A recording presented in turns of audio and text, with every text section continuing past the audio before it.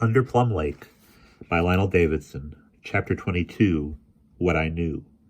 Under trees, and on the ground. I knew it was me on the ground. I didn't know I'd died. I couldn't feel anything. The body on the ground seemed disconnected from me. It wasn't alone. Two people were with it. One was Dido. He said, "Is he dead?"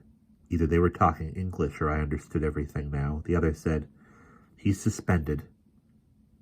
Dido said, "Did he have pain?" "Feel." I understood all this. Dido's hand went to the body on the ground, and suddenly it was my body, and it was my head he was touching, and I felt all the body and pain in it.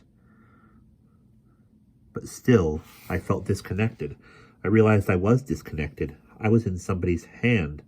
My brain was in the other person's hand. The pain moaned in the body, shoulder, and neck. I realized part of me was doing the moaning. I saw that Dido was too, his face screwed up in a great grimace. The pain lasted only a few seconds, and then he had taken his hand away, and the pain went. But the grimace stayed on his face. He was still feeling my pain. "That's what you did to him," the other person said, and everything went away again. I went away. I went back to the hand. Then I went to a hammock. "Barry," Dido said. He was standing beside the hammock watching me.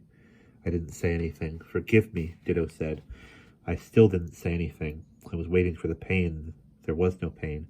"You're all right.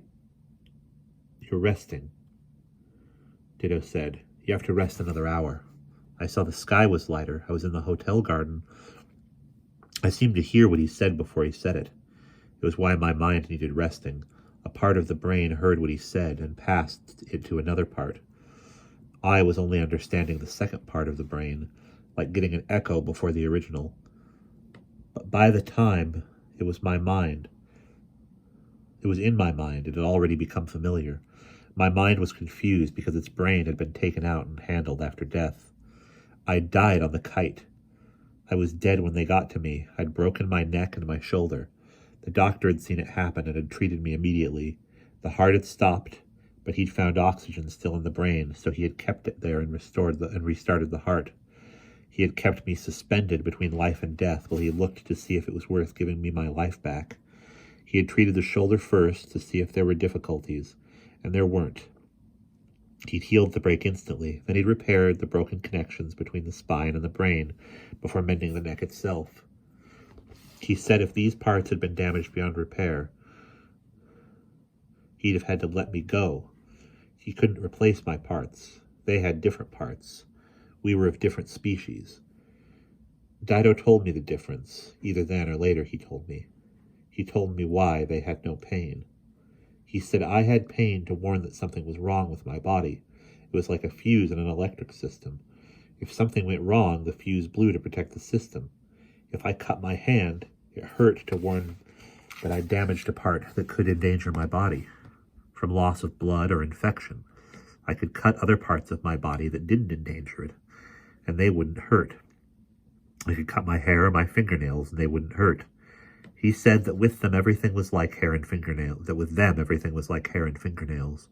No part of them could hurt.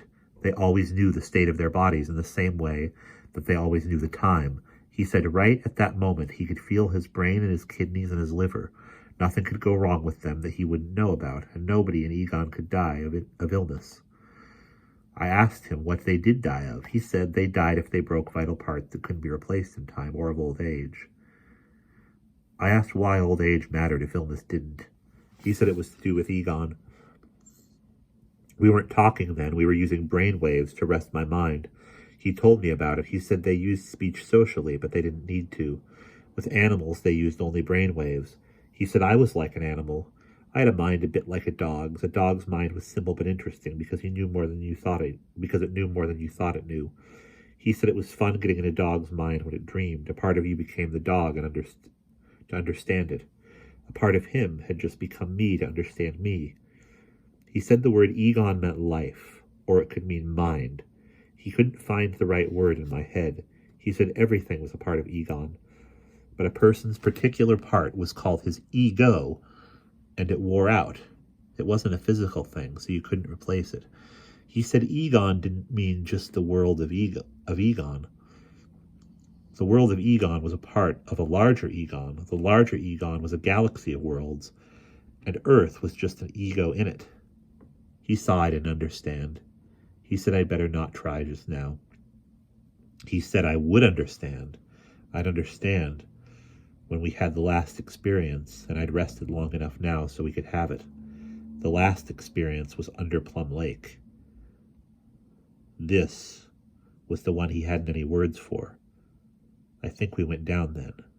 I think I learned a lot down there. And that's the end of chapter 22.